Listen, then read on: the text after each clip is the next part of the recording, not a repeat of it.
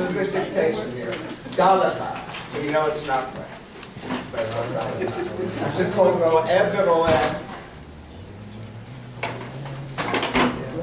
יש לו ניגון מיוחד משלו. I'm sorry, what Oh, yeah, I know. This is It's not on the sheet, you're saying? What? It's not on the sheet. It's very close to it. You know what? If I had a board to write on, I would do it. But since we don't have the board to write on, let me just see, how many people are familiar with Shirat HaAsavim? It's a Nomi Shemer song. Okay, maybe about a quarter of people. It's not. Elliot, you want this over with you or up there? I do. Be careful, there's the Okay, I'm sorry, I'm totally in the way. So, because I don't even know the song perfectly. That's okay. I know it pretty well. Yeah, well, I wasn't going to do this song. And then I said, no, it's the right song. It will come down. Okay. But you know, let's see. Maybe I'll just do the first. Can you use another color? No. It's better green. You know what, guys? You know what? We're not going to do it. There you go, there you go. All right. If the technology of doing it causes anxiety, it's not worth it. So I'll read you these words here, though, that some of you are surely familiar with.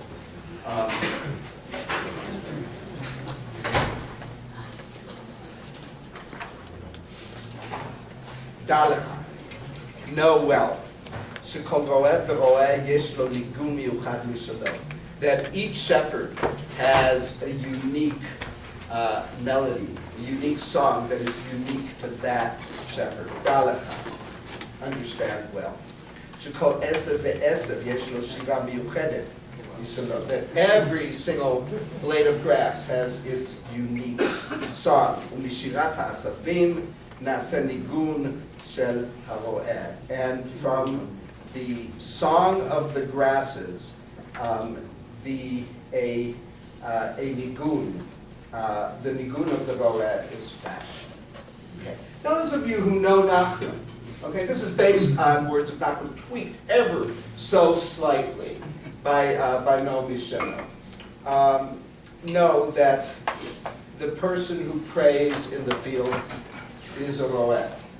That the spiritual leader, the tzaddik, is a roeh like Moshe, right? That Moshe, Az Yashir Moshe, right? That Moses is one of the emblems, along with David and others, of being the master of song. I was born with the gift of the golden flute. Okay, and anyhow, that to be in this world for Nachman, metaphorically and I think in terms of his actual practice, is to be a kind of musician. It is to be a weaver of songs, of notes, of nikudot, of vowel points, of dofkin, as he would call it, of pulses, right? That the world is a vibrational, breathing entity, which is really the divine in staccato form, that we make legato, okay? The way that we take in the world is through these nikudot, through these points, which are these notes for Nachman. They're not only the vowels of the divine and fragments of the divine light, the nitzotzot and the sparks, but they're also part of the music. And there's something glorious in the very kind of uniqueness of the different songs that each being has within it, within each person, within each blade of grass. We are within trees.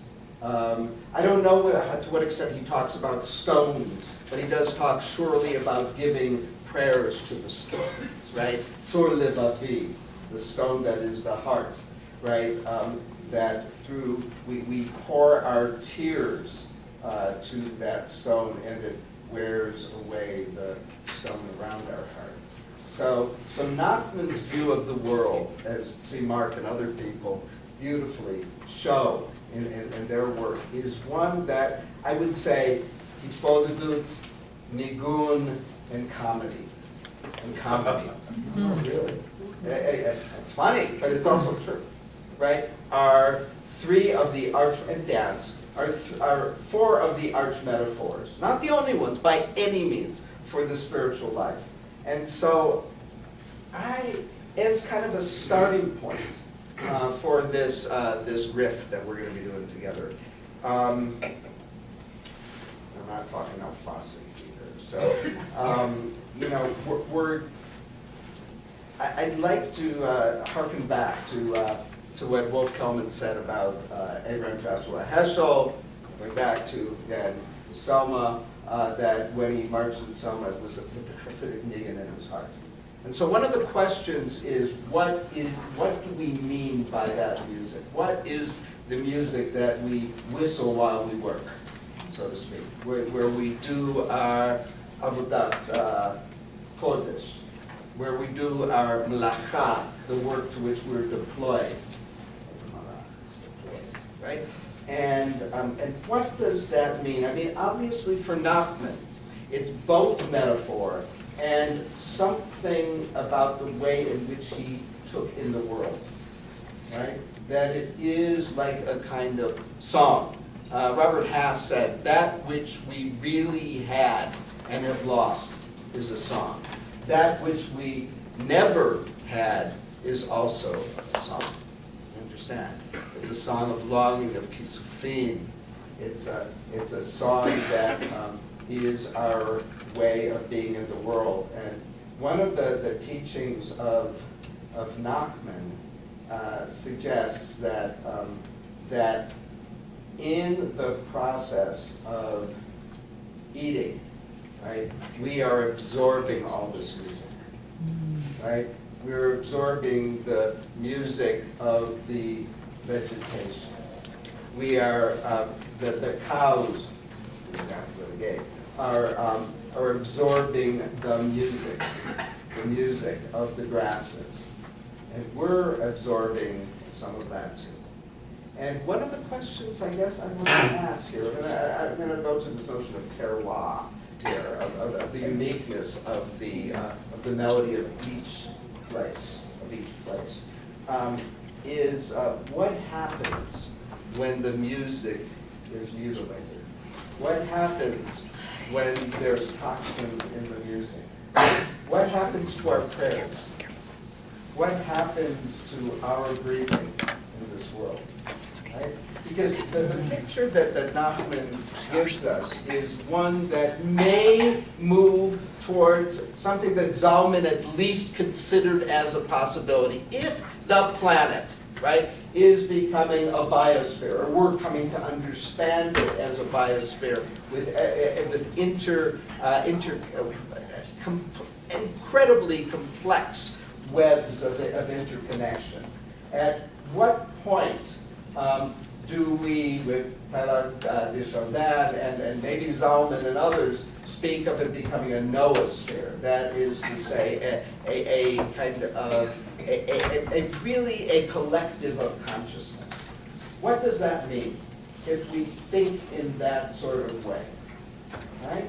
And I just want to say that some of the teachings that I see in Reb Nachman and some of the others, I would say Daladera. They are food, or maybe a nigun while we're marching. They're food for the way. And not all of it, to use a metaphor that I love from Reb Arthur, not all of it is going to be directly absorbable, assimilable. There is always roughage.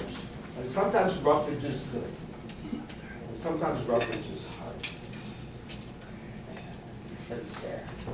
It's there. So what do we do with that? What do we do with the so-called waste products, which we now know are not waste?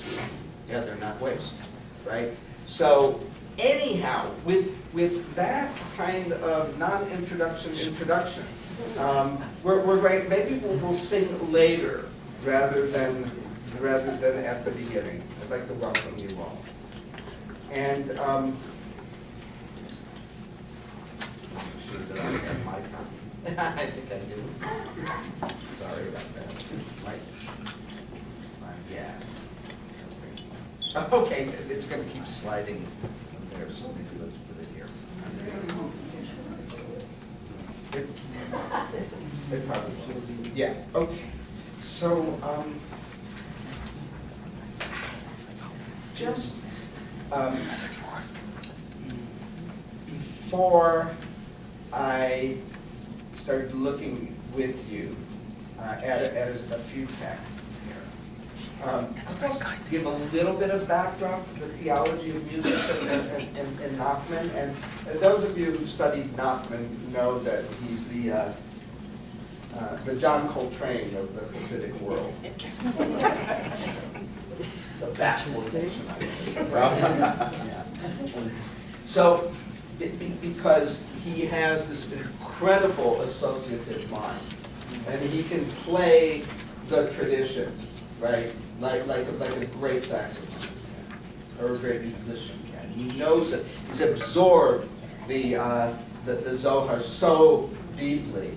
The even obscure, preferably obscure, Talmudic passages so deeply.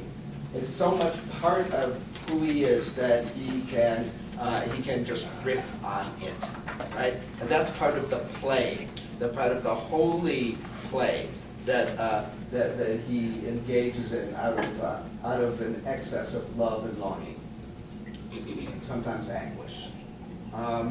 So that he speaks, as many of you know, one of the most famous teachings of Rav Nachman at the end of part 1 of Likutei Moran. It's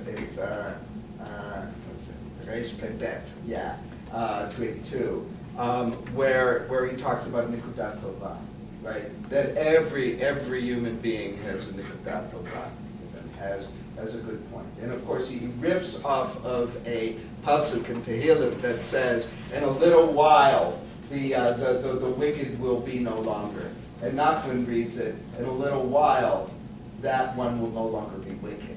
You understand? Instead of being destroyed. How does that happen? It happens because you see the point of good and you become a mirror. And that other person begins to see herself, himself in a new way. And then, like Nachman kind of lulls you into the sleep as he repeats the same thing over and over again. And then, like when you're already like going, yeah, he goes, oh, and by the way, don't forget with yourself too. You know, there's also a good point inside of you. He says, you know, sometimes you look inside yourself and you see all the negative points and you just wonder how you're ever going to go on and why you should even go on.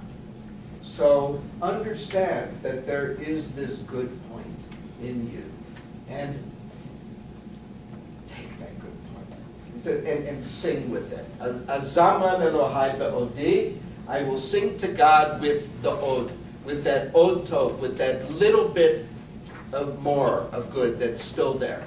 And then he goes on in his way and says, what does it mean to be a shliach tzibur? Okay? A lot of you know this and love this text. To be a shliach tzibur means someone who is deployed, litzbor, to collect all of the inner music, all of the nigunim, which are the inner points. You understand? Because each of those points of the nikudot is music, is the music that is unique to that person.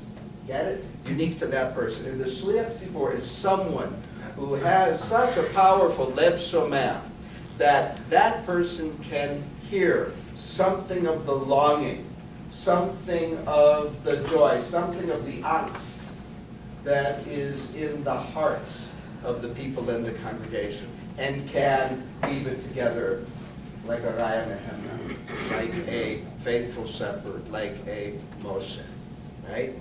And of course, the sense of the nikudah, that the word that's used, he understands nikudah as being like a nitzotz, like that fragment of the divine that was shattered, right? That's there in the world and sometimes inside a kind of klipa, right? But it's also music. That's one of the meanings of it in medieval Hebrew of a nikudah. It's not only a vowel point or a point or a spark that's inside of you. It's also a tone, and we have. So what does that mean as to be a shliach tzibor that way? He says that's what a spiritual leader does, and now he's also saying metaphorically. In our circles we take turns being shlichot and shlichet tzibor, and sometimes there's several of us doing it at the same time. So what is that kind of musical formation, right? That we're doing, that we're listening in that kind of way, that we're weaving together. Maybe someone comes forth at another moment in the prayers and takes the lead in some ways, right? But he says that's creating a kind of mishkan, which is he does this riff on Hevel PM Tinokot Beit Rabban, right? The breath of the little kids in the schoolhouse, and basically he has this notion that when you enter into this mishkan of service, it's like a hyperbaric chamber. You understand? It's that you breathe into each other and you weave together the melodies. So that's like one thing that he always likes to talk about. Another thing that Reb Zalman always would like to cite is this notion of kol david dofek. The sound of my beloved is knocking. The sound of my beloved is pulsing. So he talks about 10 different kinds of pulses, different kind of rhythms that are also related to nikudot, the vowel points, and so on and so forth. So that each of us is always a kind of kli. We're always a vessel. We're always an instrument that is somehow making music in this world. I might add that in the Bratslav tradition, and one of the commentaries, I think it's Nachman Charin's commentary, he says that the weaving together of the different music in a community is like the compounding of Ktoret, okay? Common kind of motif. But he makes the point to say that it's really important that there be someone who sings off key. Right? Yes. It's not complete. He said, and the way Nachman says this is interesting, that it's not a complete community until there's someone who's a Rasha there, because a Rasha also is a Nikudat Tova. And in the same way, you need someone, because it's like the Chelbana, right? It's the Galbanum. Sort of like the smoke razor, right? Yeah, that's right. Yeah. It's the thing that in and of itself is foul. But when you mix it together, it's like musk. Right, the insect, right. Yeah, it's like musk and many other elements in perfume. So what that says about a community is interesting. It's interesting. And a couple other things that might be useful to think about too. He speaks in the famous Bala Sadeh, chapter 65, I think, in the Yisrael Aram Part 1, of the Bala Sadeh, the master of the field, who's like a tzaddik-like figure, is the one who knows how to take care of the field and can bring even in those who are not in the field, finds souls that are wandering, that have no rest, can possibly bring them in. And also gives enough space, this is interesting, for each plant so that little saplings are not crowded out, right? That's hard. Yeah. That's hard work. And, and what it means to do it in a collaborative sense is really interesting. That's where we have to push Nachman. Yeah, did you want to say something? Yeah. So that's really another thing that's important. And right after that, Nachman goes on in this famous passage where he talks about each word of prayer is like a flower, and then when you weave together sentences, what you're doing is weaving together bouquets, and you give up the bouquet to your beloved. At various points, but also at the end of the service. In the end, Nachman being synesthetic Nachman, right? Those bouquets not only have aromas, but they have sounds, right? And it's like, what's her name? Grimaud, right? Who every time when she plays music, she sees colors, every note has a particular kind of color, and so on and so forth. And Nachman says that when you continue with the prayer, and it's unclear whether he means only the Amidah or the whole service, which is way harder. The earlier parts are still resonating, right? They don't fade. And so when you get to the end, there is a way that all the music that you have been weaving, collecting, arranging, is still vibrating, So what kind of hearing is that? It's like the ears of a conductor, in a way. It's the ears of someone when you hear like a variation on a theme, of course you're hearing the theme as well. It's kind of a multi-tiered consciousness that he is speaking of. And just a couple more things before we actually look at some of the texts here. I've been wondering, Nachman would famously go out into the fields to pray, right? That's one of the things that he's known for, or the forest. Sometimes he rode his horse. Sometimes the horse came back a couple hours later, and Nachman came back way later, according to some of the stories at least. And he talks about weaving in the song or the energies of the grasses of the meadows into the prayers. And I wondered, what did he do during winter?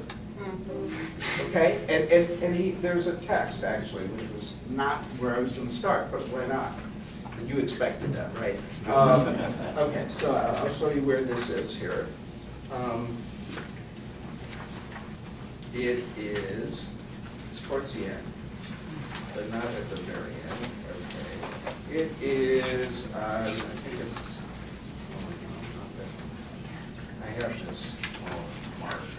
Yeah, page 19. Page 19. Obviously, those who have the 2-page it's not there. Okay. So the Sefer Sifot Moran, this is collected by the amanuensis Nelson. Okay, it goes Choref. Doesn't have it 19. Where are the page numbers? The page numbers are running better right on the top. Hum Zimrat Ba'aretz. Okay, Choref 19. Winter versus summer. Right. The number of prayers in this one answer. Okay.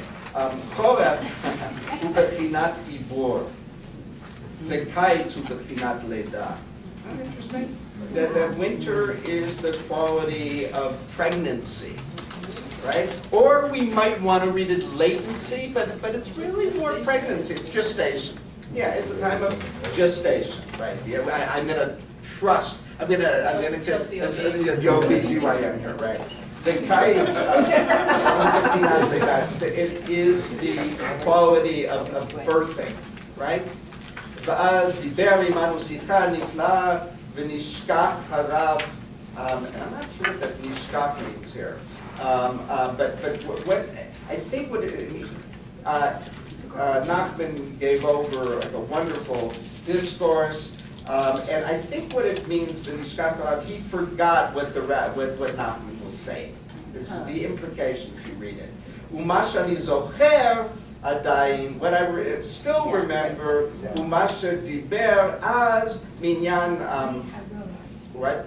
Maybe it's Nishkach Oh, Oh, yes. it is Makes more Harov, sense. you got it, that's it, that makes so much more sense, it's Nishkach Harov. You're right, and a lot of this is Aser, so yeah, you're right, Nishkach Harov. I've forgotten the bulk, that's absolutely Yes, right. well, most people forget, but what I still remember. Yeah, well, no, I've forgotten the majority of it. I've forgotten the majority, that's what I mean, of the drush, but it's right. He was giving this teaching basically when summer was arriving, and it was on the third day after the Brit Milah of his son who passed away, Shlomo Ephraim, so we know it's 1806, and ודיבר אז שבחורף כל העשבים וכל הצמחים כולם מתים. See, that's an interesting thing here, that all of the grasses are dead, right, rather than in gestation. So you can have, that's why I'm saying gestation, latent, there's different ways maybe of reading it. Ki batel kocham b'choref, right? Their power is kind of canceled in there, although their potential is there, right, in that sense of color. Vehem az bivchinat and so mitat, they're in the kind of quality of, as it were, death, right? And then they all awaken, right, when kites comes. Remember, the word kites means not only the end, but also we might do it as awakening. Right, yeah. I think it really means the end, but I think for Nachman, it means a kind of awakening. And at that point, it's really wonderful to go out and to meditate in the fields, because meditation is prayer, and okay, all those sorts of things that we're going to see. So it's kind of so I wonder what happened to his prayer practice, in a way, during the period where you don't smell the same sort of aromas. I'm sure you still smell the dung. Yeah. I don't know how many parents here have seen this children's book. I think it's illustrated by Eric Hall, but it's written by somebody else, about this little mouse.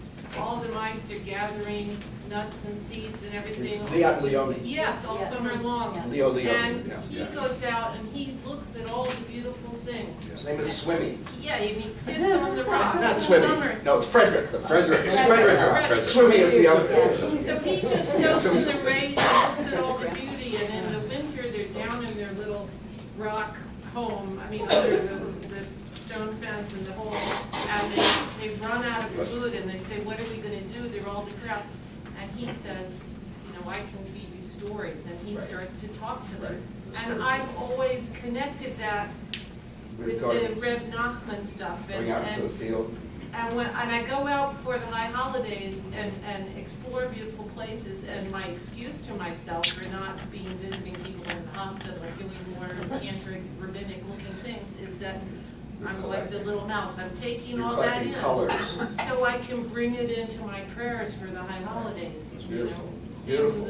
It's beautiful, and but I at the same time, and I say this as someone who suffers through very long winters where I am, and I try to find beauty in the colors of shrubs and berries that are left there, and on the and in snow, and I must confess I struggle with that. But I think that's part of the work too. Isn't this time of the yearning though also? Well, it's yearning, but we know in different ways that there's something stirring. We also have a lot to learn from Nachman, but there's something that's stirring there. And yes, with Nachman, of course, it's the kisufin are always stirring, even in summer they're stirring in the time of fullness.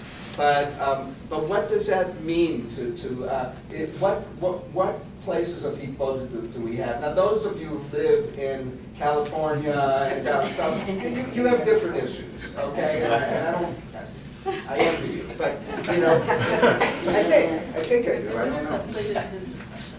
But I wonder if that played into his depression. yeah, I found that too. Because there's that seasonal depression, but if he couldn't connect with the vibrancy of nature. Yeah, I definitely think that there's something there, but I don't know how seasonal it was with Nachman. And so